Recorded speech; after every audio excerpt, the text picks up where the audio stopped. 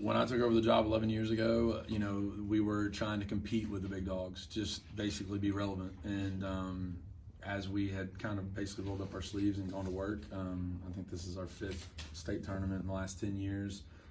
At first it was believing that we could get here, and then it was getting here and believing that we could win it. And so, I ask a lot of these girls, but they are, best examples that I could ask for my 10-year-old daughter to be around and to be with. And they're as goofy off the floor as you see, but when it's business, they play the game a special way. And this was a fantastic year and a historical year for Bearden High School. For the fourth quarter, y'all had one last kind of players only huddle.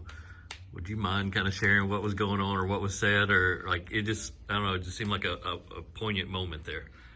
Yeah, we were just kind of getting together and, saying 8 more minutes, for everything that we've worked for this season.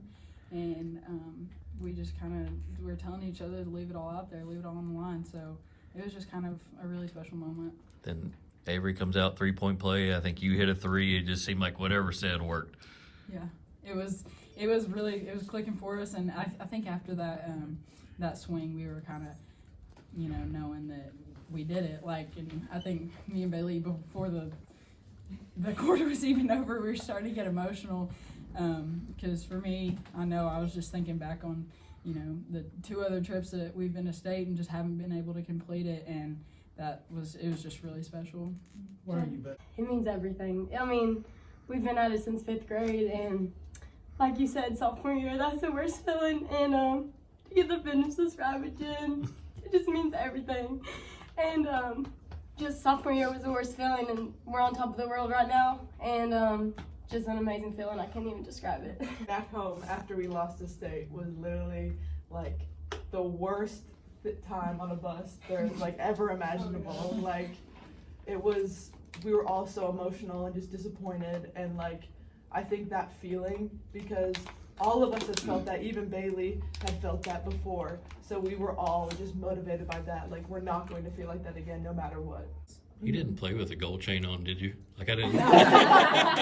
She's very sure. You gotta keep it out. If I could, I would. Okay.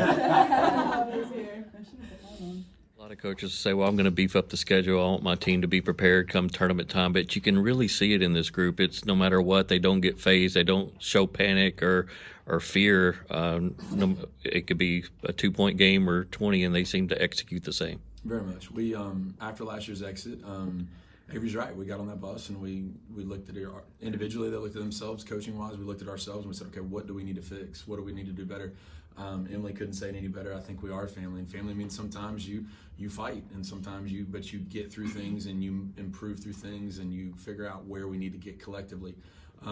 We went down to Florida and played 3 of the top teams in the country and beat one of the top teams in the country, and really took the other 2 on the ropes to the end, double overtime in another game. So the 3 teams we lost to, I think, were by a combined 11 points, and all 3 of them won their state titles. So I'm a huge believer that experience, cures a lot. And so between taking one on the chin last year and then also just who we played, it was funny when we went to Florida. People would look at these teams and look at our team and go, by the time we were done, we had strangers coming up to the left and right just saying the way you all play basketball is just a beautiful thing. And that's what I would say for them. Each one of these kids, this is, I don't take it for granted. These kids are extremely unselfish.